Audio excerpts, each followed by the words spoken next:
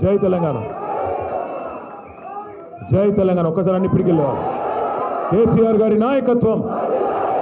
ముందుగా సోదరి వాళ్ళ తిరిగి సొంత గుటికి చేరుకున్న మా ఆడబిడ్డ శ్రీమతి విజయభారతి గారి గట్టిగా చప్పట్లతో స్వాగతం చెప్పాల్సిందిగా కోరుతూ, గౌరవనీయులు నిజామాబాద్ జిల్లా పార్టీ అధ్యక్షులు మాజీ శాసనసభ్యులు ఆర్మూర్ సోదరులు ఆశన్న గారి జీవన్ రెడ్డి గారికి, పెద్దలు రంగారెడ్డి జిల్లాని తన సమర్థ నాయకత్వంలో గత 25 సంవత్సరాలుగా ఆనాడు డాక్టర్ వైఎస్ రాజశేఖర రెడ్డి గారికి ఎట్లాగైతే ఒక చెల్లెమ్మగా ఆనాడు వారితో పాటు కలిసి నడిచినారో, ఈరోజు మరొకసారి కేసీఆర్ గారికి ఒక సోదరిగా మరి రంగారెడ్డి జిల్లాని అత్యద్భుతంగా ముందుకు తీసుకెళ్తున్న పెద్దలు మాజీ మంత్రివర్యులు మా అందరి అక్క, పోరాటానికి ప్రతీక మా ఆడబిడ్డ శ్రీమతి సబితా ఇంద్రారెడ్డి గారికి, గౌరవ మాజీ ఉప ముఖ్యమంత్రి అన్నగారు, తొందరలో స్టేషన్ గన్పూర్లో ఎలక్షన్ వస్తే తప్పకుండా అక్కడ మళ్ళీ తిరిగి కాబోయే ఎమ్మెల్యే గారు గౌరవనీయులైన శ్రీ తాటికొండ రాజయ్య గారు, గౌరవ నిజామాబాద్ మాజీ శాసనసభ్యులు గౌరవనీయులు సోదరులు బిగాల గణేష్ గారు, గౌరవనీయులు సోదరి మన బోధన్ నియోజకవర్గంలో ఈరోజు షకీల్ గారు అక్కడ లేకపోయినా మరి ముందుండి అక్కడ పార్టీ వ్యవహారాలన్నీ కూడా చక్కదిద్దుతున్న మరొక ఆడబిడ్డ సోదరి ఆయేషా గారు, మన రాష్ట్ర మహిళా విభాగం మాజీ అధ్యక్షురాలు సోదరి శ్రీమతి తుల ఉమ గారు, నిజామాబాద్ జిల్లా పరిషత్ మాజీ అధ్యక్షులు విఠలరావు గారు, పెద్దలు గౌరవనీయులు జిల్లా గ్రంథాలయ సంస్థ మాజీ అధ్యక్షులు శ్రీ ఎల్ఎంబి రాయేశ్వర్ గారు, ప్రొఫెసర్ ఆయచితం శ్రీధర్ గారు, రాష్ట్ర గ్రంథాలయ సంస్థ మాజీ అధ్యక్షులు, సోదరుడు అరవింద్ శర్మ గారు, తమ్ముడు రామ్ నరసింహ గౌడ్ గారు, మా తమ్ముడు మా రాజారాం యాదవ్ గారు, కళ్యాణ్ గారు, ఇంకా కౌశిక్ గారు, ఇంకా పేరున పట్లోళ్ళ కౌశిక్ రెడ్డి గారు, ఇంకా పేరున కౌశిక్ పరిచయమా లేదా వారి ఆ కౌశిక్ కాదు, ఈ కౌశిక్ అక్క కొడుకు, పేరున ఈరోజు ఈ కార్యక్రమంలో పాల్పంచుకుంటున్న మా అన్నదమ్ములకు, ఆడబిడ్డలందరికీ హృదయపూర్వకంగా నమస్కారం, హృదయపూర్వకంగా మీ అందరికీ స్వాగతం. పత్రికా మిత్రులు మీకు కూడా ప్రత్యేకంగా నమస్కారం. ఈరోజు భారతీయ జనతా పార్టీని వదిలిపెట్టి అక్కడ స్టేట్ కౌన్సిల్ సభ్యురాలుగా ఉన్న తన పదవిని కూడా వదులుకొని నేను తిరిగి తెలంగాణ రాష్ట్రం మళ్ళీ బాగుండాలి అంటే తప్పకుండా పెద్దలు కేసీఆర్ గారి నాయకత్వంలోనే ఇది సాధ్యం అనే ఒక ఆలోచనతో తిరిగి వచ్చిన మన విజయభారతి గారికి మళ్ళొక్కసారి హృదయపూర్వకంగా స్వాగతం. వాళ్ళ వాస్తవం ఏంటి అంటే, భారతీయ జనతా పార్టీ మన తెలంగాణకు ఈ గత 11 సంవత్సరాలుగా తీసుకుంటే, రాష్ట్రం ఏర్పడ్డ నాటి నుంచి ఈరోజు వరకు తీసుకుంటే ఏ సాయము చేయలేదు, ఏ న్యాయము చేయలేదు, కానీ గాయాలు మాత్రం చాలా చేసింది. ఒకటి కాదు, రెండు కాదు. మీరు జాగ్రత్తగా ఆలోచిస్తే 11 ఏళ్ళుగా ఏం జరిగింది తెలంగాణకు భారతీయ జనతా పార్టీ వల్ల అంటే, ఒకటి కాదు, రెండు కాదు, ఎన్నో నష్టాలు చేసింది బీజేపీ. ముఖ్యంగా మా తమ్ముళ్ళు, మా చెల్లెళ్ళు ఎవరైతే యువకులు ఉన్నారో, ఉజ్వలమైన భవిష్యత్తు మీద బంగారు ఆశలు పెట్టుకొని ఉన్నారో వాళ్ళు దయచేసి గుర్తుపెట్టుకోవాలని నేను కోరుతా ఉన్నాను.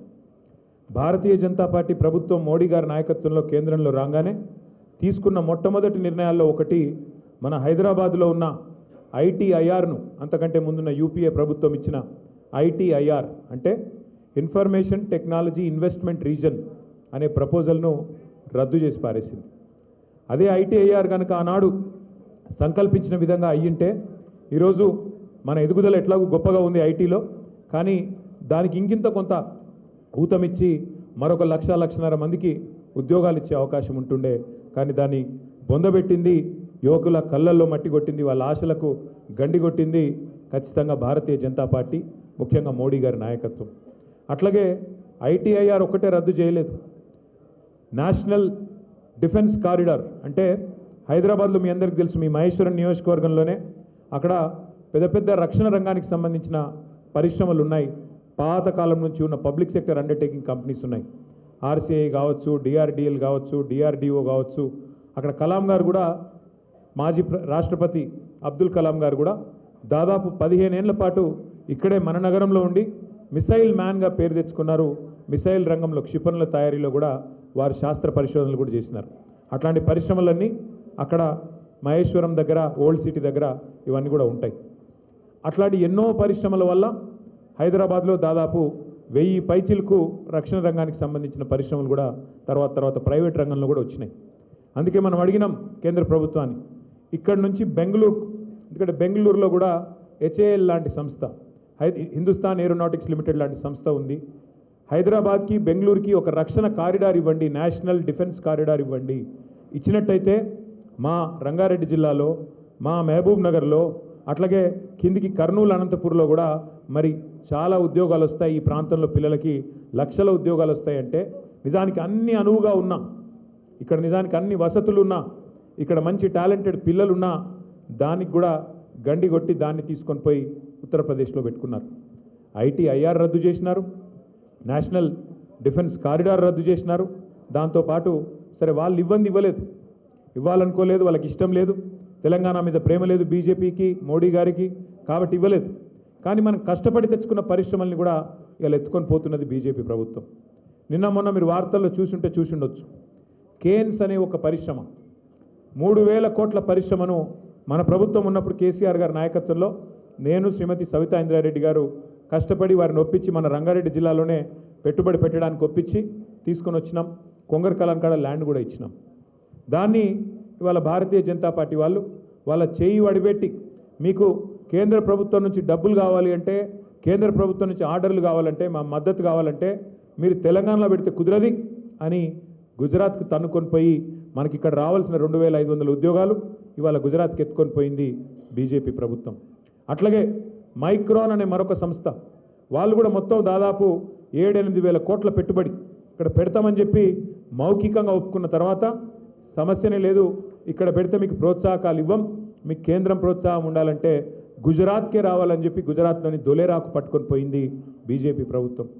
మహేశ్వరం నియోజకవర్గంలో అక్క ఆనాడు మరి మా ప్రాంతంలో ఉద్యోగాలు రావాలి, మా ప్రాంతం అభివృద్ధి చెందాలని చెప్పి శ్రీమతి సబితా ఇంద్రారెడ్డి గారు ఏదైతే పట్టుబట్టినారో దానికి అనుగుణంగా ఫ్యాబ్ సిటీ నిండిపోతే మన ప్రభుత్వంలో మరి మహేశ్వరంలో ఇంకొక ఎలక్ట్రానిక్స్ పార్క్ కూడా ప్రారంభించినాం.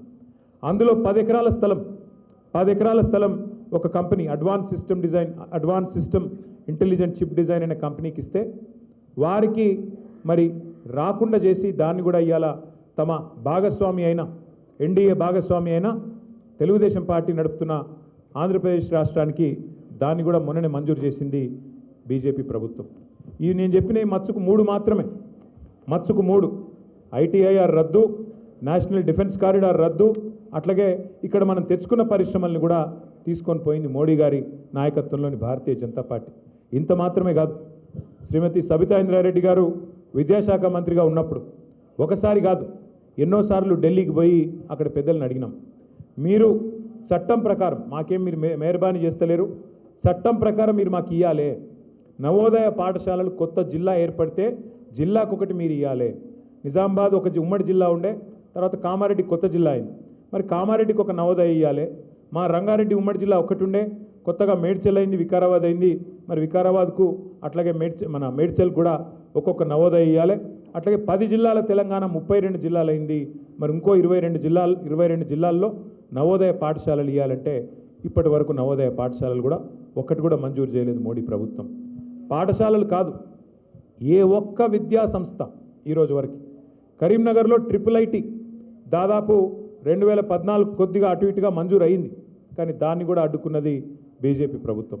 అట్లాగే Indian institute of management IIM, ఇవాళ భారతదేశంలోని అన్ని రాష్ట్రాల్లో ఉంది IIM, కేవలం ఒక మన రాష్ట్రంలో మాత్రమే లేదు.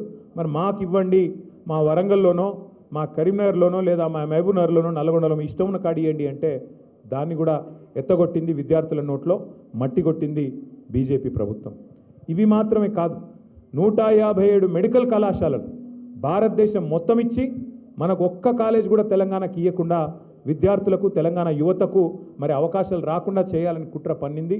ఆనాడు మనకు సహకరించకుండా ఇబ్బంది పెట్టింది భారతీయ జనతా పార్టీ నాయకత్వం. చెప్పుకుంటూ పోతే ఎన్నో ఉన్నాయి. ఇక్కడ ముఖ్యమంత్రి గారేమో 6 గ్యారెంటీలకు పాతరేసే ప్రయత్నం చేస్తూ ఉన్నాడు, అక్కడ వాళ్ళేమో విభజన హామీలన్నిటికీ పాతరేసే ప్రయత్నం చేస్తున్నారు. బయ్యారంలో ఉక్కు కర్మాగారం పెడతామన్నారు, అడ్రస్ లేదు. కాజీపేటలో కోచ్ ఫ్యాక్టరీ అన్నారు, పత్తా లేదు. అట్లా చెప్పుకుంటూ పోతే 1-2 కాదు, ఇచ్చిన ప్రతి హామీని తుంగలో దొక్కినారు. కేవలం విద్యార్థులకు, యువతకు మాత్రమే కాదు, తెలంగాణ రైతాంగానికి కూడా తీరని అన్యాయం చేసిందే బీజేపీ. ముఖ్యంగా మీ ఆర్మూరులో అయితే పసుపు బోర్డు విషయం నాకంటే బాగా మీకే తెలుసు. ఒక బోర్డు వచ్చింది తప్ప దానివల్ల ఏమి లేదు. బోర్డు అంటే అది కూడా పెట్టుకునే బోర్డు, ఆడ ఆఫీస్ కాదు, మన్ను కాదు, పెట్టుకునే బోర్డు. అయితే అదొక్కటే కాదు, ఇవాళ రంగారెడ్డి, మహబూబ్ నగర్ జిల్లాలు, 2 జిల్లాలు కూడా ఇటు గోదావరి జలాలను ఒక్కొక్క నీటి బొట్టును ఒడిసిపెట్టి ఉత్తర తెలంగాణను సస్యశ్యామలం చేయాలన్న ఆలోచనతో కాళేశ్వరం, అట్లాగే దక్షిణ తెలంగాణకు ప్రాణవాయువు అయిన పాలమూరు రంగారెడ్డి ఎత్తిపోతల పథకం ద్వారా కృష్ణా నీళ్ళని తీసుకొచ్చి ఈ ప్రాంతాన్ని సస్యశ్యామలం చేయాలని చెప్పి కేసీఆర్ గారి నాయకత్వంలో పాలమూరు రంగారెడ్డి ఎత్తిపోతల పథకం మనం ప్రారంభించుకున్నాం. 2014లో ఆనాడు శ్రీమతి సుష్మా స్వరాజ్ గారు మహబూబ్ నగర్కి వచ్చినారు. వచ్చి మహబూబ్ నగర్లో పబ్లిక్ మీటింగ్లో అనౌన్స్ చేసినారు, మా భారతీయ జనతా పార్టీ ప్రభుత్వం వస్తే పాలమూరు రంగారెడ్డి ఎత్తిపోతల పథకానికి జాతీయ ప్రాజెక్టు హోదా ఇస్తామని చెప్పినారు. కానీ ఈరోజు వరకు 10 సార్లు కాదు 100 సార్లు అడిగినా అటు పాలమూరు రంగారెడ్డి ఎత్తిపోతల పథకానికి కానీ ఇటు కాళేశ్వరానికి కానీ జాతీయ హోదా ఇవ్వడానికి మోడీ గారికి మనసు రాలేదు. బీజేపీకి మన రైతాంగం మీద కానీ మన రాష్ట్రం మీద కానీ ఎన్నడూ ప్రేమ లేదు, భవిష్యత్తులో కూడా ఉండబోదు. అట్లాగే ఇప్పుడు కొత్తగా విచిత్రమైన ప్రతిపాదన మీరు చూసే ఉంటారు, నిన్న మొన్న చాలా విచిత్రమైన ప్రతిపాదన. గోదావరి నీళ్లు తెలంగాణకు వద్దంట, గోదావరి నీళ్లు కిందికి పోవాలంట, ఆంధ్రాకు పోవాలంట, ఆంధ్రా నుంచి కావేరీ ద్వారా కర్ణాటక మీదుగా తమిళనాడు దాకా పోవాలంట. మరి తెలంగాణకు ఎక్కడి నుంచి నీళ్ళు ఇస్తారంటే హిమాలయ మంచు కొండలు కరిగి నీళ్ళు వస్తాయి చూడు, ఆ నీళ్లు మనకిస్తారంట. 11 ఏళ్లలో పైసా ఈనోడంట హిమాలయాల మంచు కొండల నుంచి మనకు నీళ్లు తెచ్చిస్తారంట. అది మనం నమ్మాలంట. నమ్మి మోడీ గారికి జై కొట్టి ఈ నదుల అనుసంధానానికి మనందరం కూడా జేజేలు పలుకుతూ మనందరం కూడా బీజేపీకి మరొకసారి ఓట్లేసి మన ఏళ్ళతో మనకు అన్నీ పొడుచుకోవాలి. 8 మంది ఎంపీలు ఉన్నారు బీజేపీ వాళ్ళు, 8 మంది, కాంగ్రెస్ వాళ్ళు 8 మంది, బీజేపీ వాళ్ళు 8 మంది. దొంగలు కలిసి ఊర్లు పంచుకుని అంటారు. ఒక అట్లనే ఉన్నది కరెక్ట్గా 16, ఒకటి మజ్లిస్సు, 17లో ఒకటి మజ్లిస్సు, ఇంకొక 16 మిగిలితే 8 వాళ్ళు 8 వీళ్ళు. మరి 16 మంది ఉన్నారు.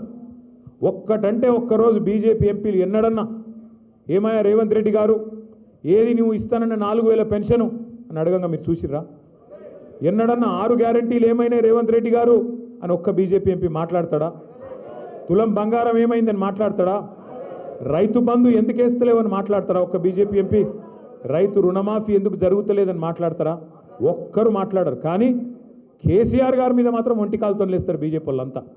రేవంత్ రెడ్డికి రక్షణగా, రేవంత్ రెడ్డికి సహాయంగా, రేవంత్ రెడ్డి చేసే ప్రతి తప్పును వాళ్ళే కవర్ చేస్తూ కాపాడుతూ ఇవాళ మొత్తం రేవంత్ రెడ్డికి ఒక రక్షణ కవచంలాగా నిలబడ్డదే ఈ బీజేపీ ఎంపీలు, ఇక్కడ ఉన్న బీజేపీ పార్టీ. నేనేదో ఉత్తగానే చెప్తలేను, ఒకసారి మీరు ఆలోచించండి, జాగ్రత్తగా ఆలోచించండి. మేము ఢిల్లీ దాకా పోయినాం. రేవంత్ రెడ్డి గారు ఆయన బావమరిదికి 1137 కోట్ల కాంట్రాక్ట్ ఇచ్చిండు మీ కేంద్ర ప్రభుత్వ స్కీమ్లో. మీ జాతీయ పార్టీ అక్కడ ప్రభుత్వం ఏదైతే ఉన్నదో కేంద్రంలో మీరు ఒక అమృత్ అనే ఒక పథకం తెచ్చిండ్రు. దానివల్ల పట్టణాల్లో మంచి ఇల్లు ఇవ్వాలని పథకం. ఆ పథకంలో ఏ అర్హత లేకపోయినా, సాంకేతిక అర్హత కానీ ఆర్థిక అర్హత కానీ లేకపోయినా రేవంత్ రెడ్డి తన బావమరిదికి 1137 కోట్ల కాంట్రాక్ట్ ఇచ్చిండు అని ఆధారాలతో సహా కేంద్ర ప్రభుత్వానికి మేము కంప్లైంట్ చేసి వస్తే ఈరోజు వరకు ఉలుకు లేదు, పలుకు లేదు, దున్నపోతు మీద వానబడ్డట్టే ఉన్నది తప్ప ఇప్పటి వరకు స్పందన లేదు. అట్లాగే ఒక ఇదే కాదు, అట్లాగే ఎంత ఘోరం అంటే అక్కడనేమో రేవంత్ రెడ్డి గారు బావమరిదికి కేంద్ర ప్రభుత్వంలో బీజేపీ వాళ్ళు వర్కులు ఇస్తారు, ఇక్కడనేమో బీజేపీ ఎంపీకి 1300 కోట్ల వరకు మహేశ్వరం నియోజకవర్గం, కల్వకుర్తి నియోజకవర్గంలో అక్కడ కొత్త రోడ్ వేస్తారట, 350 ఫీట్ల రోడ్డు, ఆ వరకు బీజేపీ ఎంపీకి రేవంత్ రెడ్డి గారు ఇస్తారు. ఇంతకంటే మంచి దోస్తాను ఎక్కడ ఉంటుందా?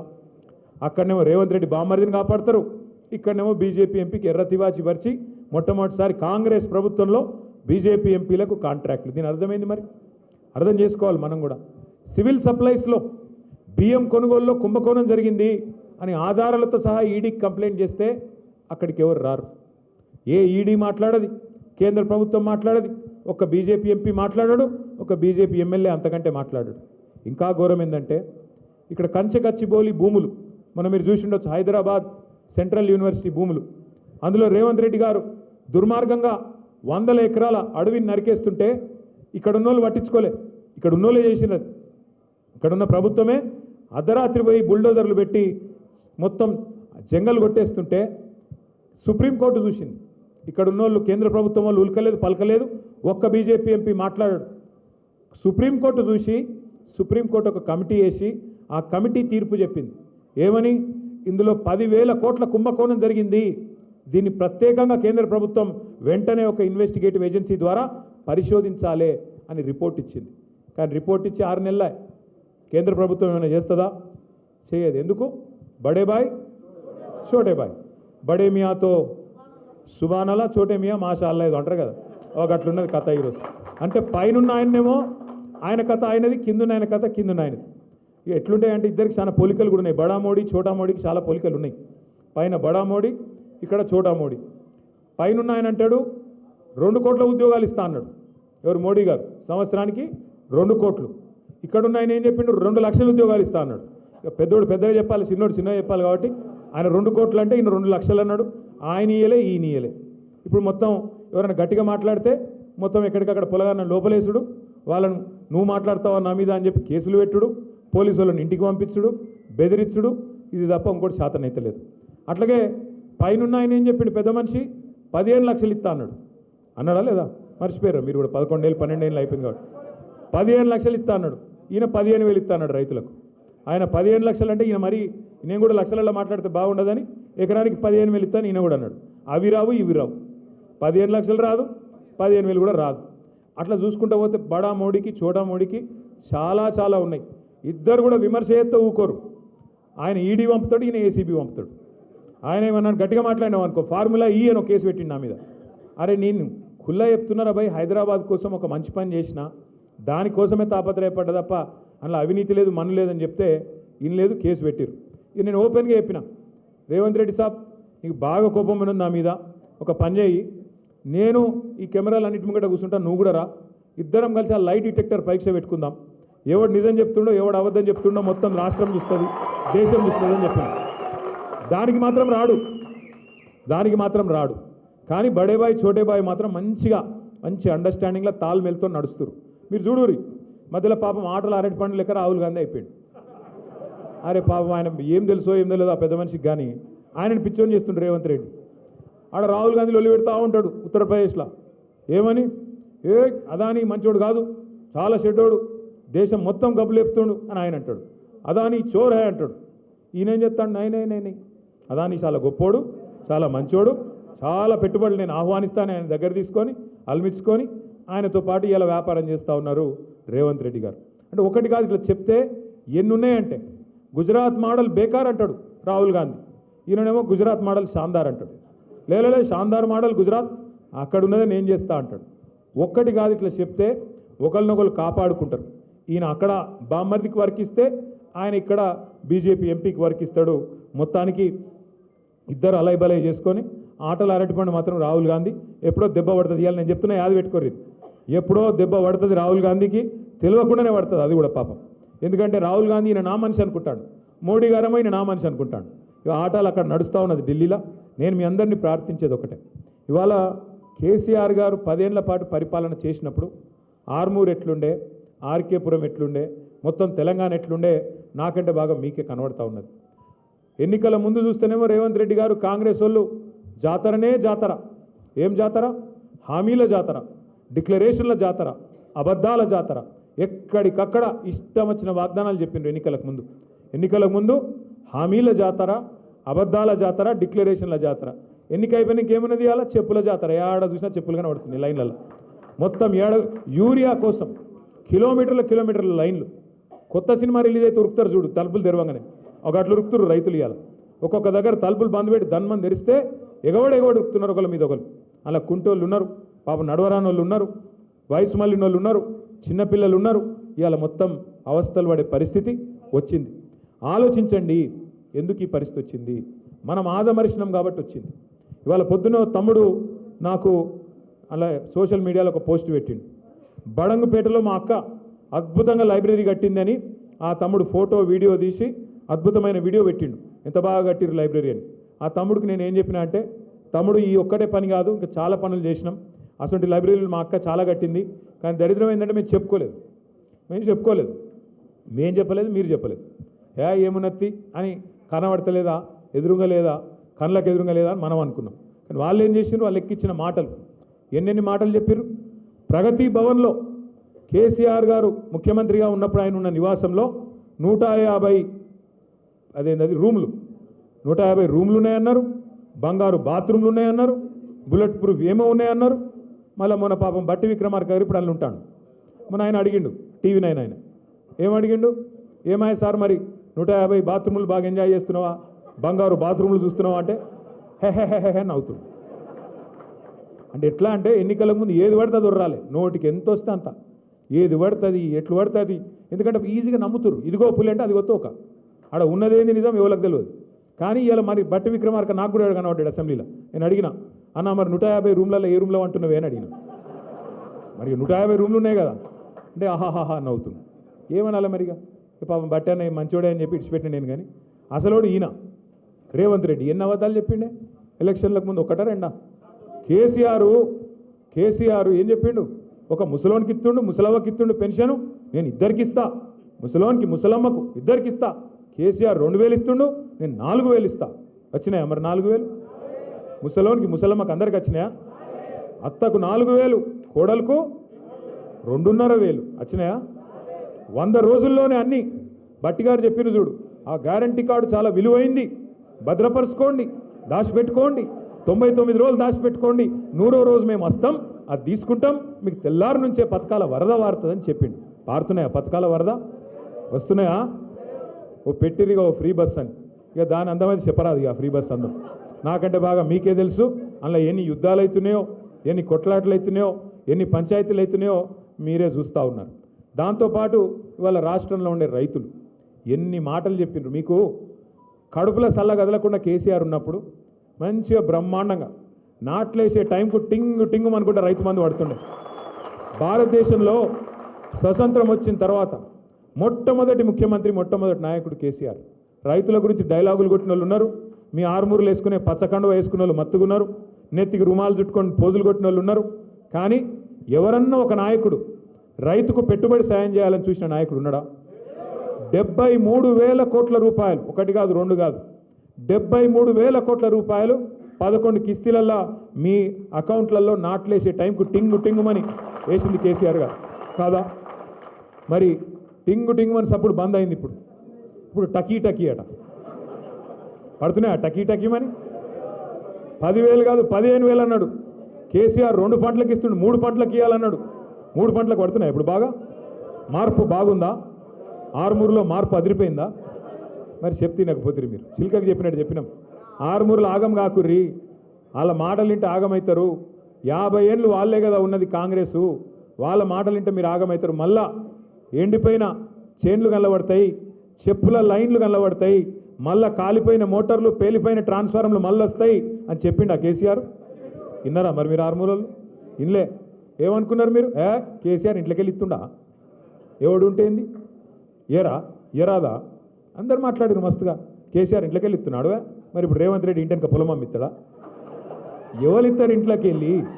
రాజకీయ నాయకులు, ప్రజాప్రతినిధులు, ప్రజల సొమ్ముకు ధర్మకర్తలు. ఎవరైనా సరే ప్రజల సొమ్మును మళ్ళీ ప్రోధి చేసి ఎట్లా ఖర్చు పెట్టాలి, ప్రజలకు ఏం అవసరం, ఏమేం ప్రాధాన్యతలు, దాన్ని నిర్ణయించుకొని ఇవ్వాలి. సమాజంలో రైతుకి ఎంత ఇవ్వాలి, యువతకి ఎంత ఇవ్వాలి, ముసలోళ్ళకి ఎంత ఇవ్వాలి, మరి ఉద్యోగస్తులకు ఎంత ఇవ్వాలి, లెక్క తీసి ఇవ్వాలి.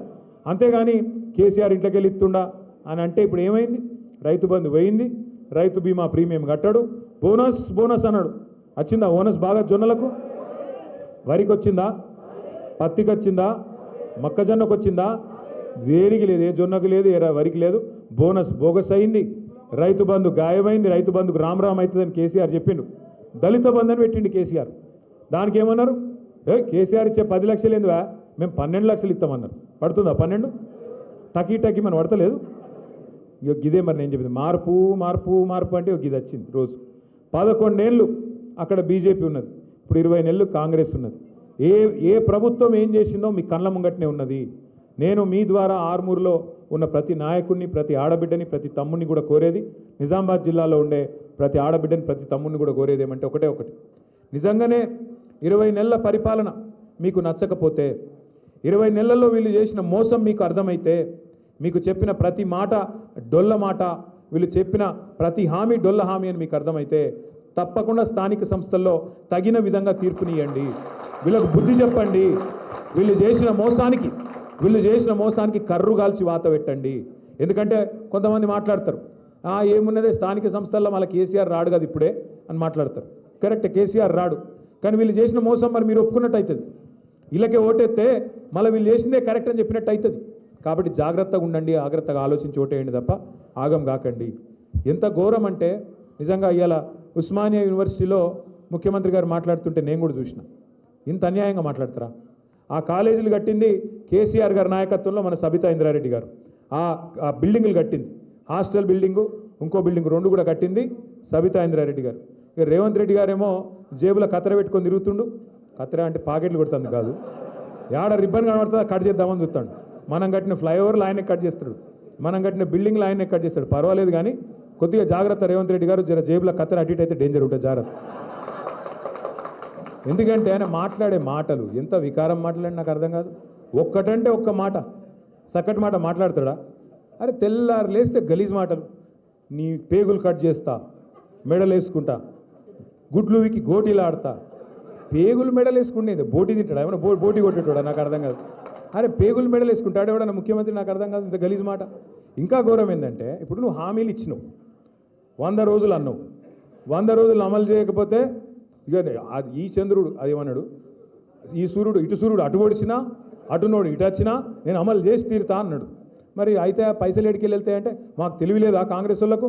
మేమందరం కూడా 6 ఫీట్లు ఉన్నాం ఒక్కొక్కడు. నేను 3 ఫీట్లు ఉన్నా కానీ ఆ ఉత్తమ్ కుమార్ రెడ్డి 6 ఉన్నాడు, ఆ జానారెడ్డి 6 ఫీట్లు ఉన్నాడు, అందరం కలిసి చేస్తామన్నారు. మరి ఏమా ఈరోజు 20 నెలలు ఒడిసేపాయి, ఇంకో 4 నెలలు అయితే 2 నెలలు అయిపోయాయి, మిగిలిన 40% టైం అయిపోయింది. ఆఖరి సంవత్సరం ఎలక్షన్ టైం అయినా, మిగిలింది ఇంకో 2 నెలలే. మరి ఏమైనా అని ఈ హామీలు అంటే ఇప్పుడు రేవంత్ రెడ్డి గారు కొత్త రాగం ఎత్తుకున్నాడు. ఏమంటాడు? లంకె బిందెలు ఉంటాయనుకొని వచ్చినా లేవు. ఎవడు చూస్తాడు లంకె బిందెల కోసం?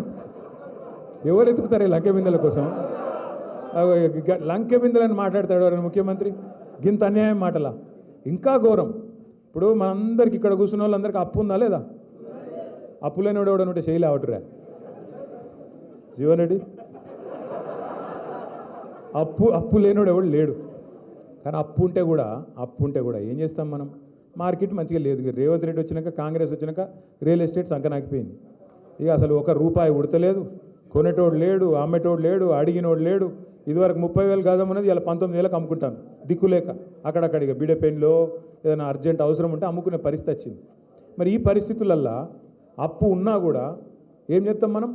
లోపల బనీన్కు పొక్కలున్నా మీదికెళ్ళి మాత్రం కడక అంగి వేసుకొని బయట తిరుగుతామా లేదా? ఎందుకు? మళ్ళీ ఎవడన్నా అప్పు ఉడుతుందో పుట్టదో అని. కానీ ముఖ్యమంత్రి ఎట్లున్నాడు? ఏం చెప్తున్నా ఆయన? నేను ఢిల్లీకి పోతే నాకు అపాయింట్మెంట్ ఇస్తలేరు, చెప్పులు ఎత్తుకపోతాడు వాడు అపాయింట్మెంట్ ఇస్తలేరంటే ఏమనాలి ముఖ్యమంత్రి? ఏం చెప్పరు మీరు? నాకు అర్థం కాదు. ఎవడన్నా చెప్పుకుంటాడు అట్లా? ఏం లేకపోయినా కడక్ అంగి వేసుకొని చాలు మాకేమైంది రాబాయి, నువ్వు 1,00,000 కాదు 2 లక్షలు ఇస్తా రేపటివరకు డామ్ డూమ్ అని కొడతాం, నరుకుతాం. ఎందుకంటే నడపాలి, దుగ్నం నడపాలి. కానీ ఈ ముఖ్యమంత్రి గారు ఇంకా ఘోరం. మరి ఏమైనా నువ్వు గిన్ని హామీలు ఇచ్చినావు, ఏం సంగతి అంటే ఈ మధ్యన కొత్త డైలాగ్ ఎత్తుకున్నాడు. ఏం చేస్తారా? నన్ను కోస్తారా? కోసుక తింటారా? ఎవడు కోసుక తింటే నువ్వు ఏమైనా సేపువా మామిడి పండువా? కోసుక తినతుంది, కోసుక తింటారా అన్నట. గింత అన్యాయం ముఖ్యమంత్రి ఉంటాడు ఎవడన్నా? అంత విచిత్రం అనిపిస్తుంది నాకు. ఈ ముఖ్యమంత్రి లెక్కలేడు. మేము కూడా చూసినాం, ఎన్టీ రామారావుని చూసినాం, రాజశేఖర రెడ్డి గారిని చూసినాం, చంద్రబాబు నాయుడు గారిని చూసినాం, కేసీఆర్ గారిని చూసినాం, ఇక ఈయనని చూస్తున్నాం. ఇప్పుడు ఏం చేయాలి? ఇక నిజానికి అలా మీకంటే నాకంటే ఊళ్ళల్లో ఉన్న వాళ్ళకి కోపం ఎక్కువ వస్తుంది. నాకు ఈ మధ్యన మన వాళ్ళు అందరూ చెప్తాను, అన్నా నువ్వు జర ఇంకా తిట్టకే ఎక్కువ అని చెప్తాను. అంటే నేనెందుకు తిడతారా పోయి, నాకేం కర్మ ఆయన తిట్టేది, నాకు అవసరమే లేదు. కానీ మన నాయకుడు, తెలంగాణను సాధించిన పెద్ద మనిషి కేసీఆర్ గారిని పట్టుకొని నోటికొచ్చినట్టు తిడితే మాత్రం, కేసీఆర్ని తిడితే మాత్రం బరాబర్ ఈట్కా జవాబ్ పత్తర్సేదేంగి. ఇక నువ్వు మర్యాదగా మాట్లాడితే మేము కూడా మర్యాదగా మాట్లాడతాం. కానీ నువ్వు ఇట్లా అబద్ధాలు చెప్పి ఓట్లు వేయించుకొని గద్దెనెక్కి రైతులు యూరియా కోసం నన్నులాడుతుంటే నువ్వేమో సినిమా వాళ్ళతో మీటింగులు పెట్టుకుంటా, డ్రామా చేసుకుంటా, నన్ను ఏమనద్దు నేను మాత్రం తిడతా అంటే మరి ఎందుకు కొడాలి మనం? అందుకే నేను మిమ్మల్ని కోరేది ఏంటంటే, సరే ఆయన కొట్టుడద్దు తిట్టడద్దు, ఇక మనం ఒక్కటే పని చేద్దాం. ఇప్పటి నుంచి కేవలం ఒక్కొక్క ఓటు ఆరుమూరులో అయితేనేమి, మహేశ్వరంలో అయితేనేమి, రాష్ట్రంలో ఏ మూలనైతేనేమి ఖచ్చితంగా స్థానిక సంస్థల్లో ఒక్కొక్క ఓటు పరిగేరినట్టు ఏరుదాం. ఏరి కాంగ్రెస్ పార్టీకి, బీజేపీకి బుద్ధి చెబుదాం. ఎక్కువ ఆయాసం పడే అవసరం కూడా ఏం లేదు. మీరు ఒకటే పని చేయండి. నాకు తెలుసు మీ మీద కేసులు పెడతారు, బెదిరిస్తారు పోలీసు వాళ్ళు, ఆగమాగం చేస్తారు, ఫోన్లు చేస్తారు, ఒక పోస్ట్ పెట్టగానే ఏమాయరా తమ్మి నీ ఫ్యూచర్ చెడిపోతుంది ఎందుకు పెడుతున్నావు అని పోలీసుడు కాంగ్రెస్ కార్యకర్త కంటే ఎక్కువ వాడు ఓవర్ యాక్షన్ చేస్తాడు. మీరు ఒకటే యాద పెట్టుకోండి, మనం 10 ఏళ్ళు 2014 నుంచి 23 దాకా ఎన్నడూ కూడా ఆనాడు మన అధికార వ్యవస్థను రాజకీయం కోసం వాడుకోలేదు. ఎన్నడూ కూడా రాష్ట్ర ప్రభుత్వం గురించి, రాష్ట్ర అభివృద్ధి తప్ప ఇంకో ఆలోచన చేయలేదు. ఎట్లా నీళ్లు తేవాలి, ఎట్లా రైతుల కన్నీళ్లు దుడవాలి, ఈ ఆలోచన చేసినాం. పేదవారిని ఎట్లా కడుపులో పెట్టుకోవాలని చూసినాం తప్ప రాజకీయపరమైన ఆలోచనలు ఎక్కువ చేయలేదు. కానీ వచ్చేసారి మాత్రం ఇట్లుండం. బరాబర్ నేను కూడా చెప్తున్నా మీకు, ఇలా రేవంత్ రెడ్డి ప్రభుత్వంలో ఎవరెవరైతే ఓవర్ యాక్షన్ చేస్తున్నారో వాళ్ళందరి పేరు మీరు గుర్తుపెట్టుకొని నాకు కూడా గుర్తు చేయండి. మళ్ళీ తప్పకుండా ప్రభుత్వం వస్తుంది, కేసీఆర్ గారు ముఖ్యమంత్రి అవుతారు. ఈసారి మాత్రం పోయిన తారీ లెక్క మంచిగా మర్యాదతోనైతే ఉండదు వ్యవహారం. ఎవరైతే ఓవర్ యాక్షన్ చేస్తున్నారో వాళ్ళకి తప్పకుండా మీ అందరికి నేను మాటిస్తున్నా, బుద్ధి చెప్పే బాధ్యత మా అందరిది. మీరు భయపడాల్సిన అవసరం లేదు, మీరు రోడ్ల మీదకి వచ్చి కొట్లాడి కేసులు పెట్టించుకోవాల్సిన అవసరం లేదు. పేరు రాసుకోరు అంతే, పేరు రాసుకొని పెట్టుకోండి. మీరు ఏ బుక్ కావాలంటే ఆ బుక్ పెడదాం.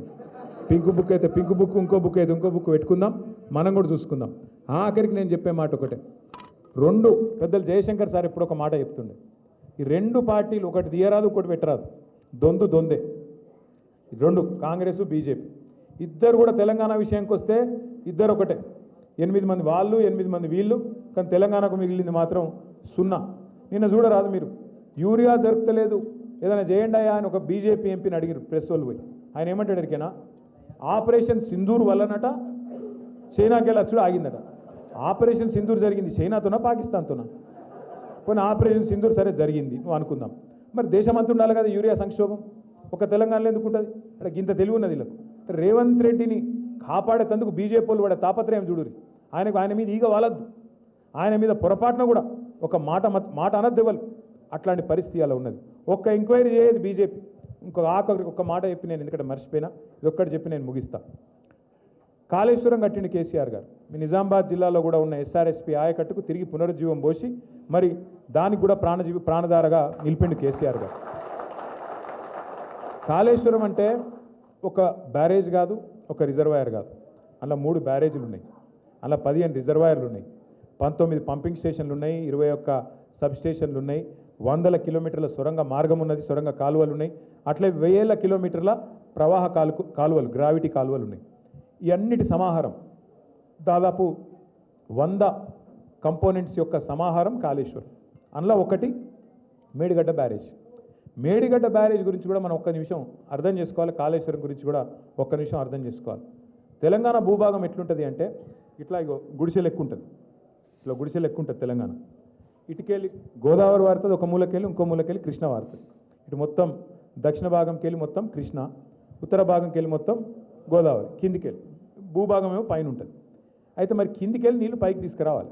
ఇప్పుడు మీరు మీ పొలంలో బోరింగ్ వేస్తారు, 3 HP 5 HP మోటార్ పెట్టి గుంజుస్తారు, గుంజి నీళ్ళు కింద ఉన్న నీళ్ళు 100 ఫీట్లు 200 ఫీట్లు 400 ఫీట్లు 500 ఫీట్లు 800 ఫీట్లు కెళ్ళి గుంజి నీళ్ళు పైన పొలం బారిస్తారు, పంట పండిస్తారు. మరి గోదావరిలో నీళ్ళు ఎక్కడున్నాయి అని దుర్బిని పెట్టి ఎతికి దేవులాడి కేంద్ర ప్రభుత్వ రంగ సంస్థ వ్యాప్కోస్కి అప్పచెప్పి వాళ్ళు ఇచ్చిన రిపోర్ట్ ప్రకారం కింద గోదావరిలో 80 మీటర్ల మీద, అంటే సముద్ర మట్టానికి 80 మీటర్ల మీద మేడిగడ్డ అనే పాయింట్ ఉంది. ఆడగిన నీళ్ళు ఆపితే ఆడికెళ్ళి నీళ్ళు ఎత్తిపోసుకోవచ్చు అని చెప్పి ఆడ మేడిగడ్డ అనే బ్యారేజ్ కట్టిరు.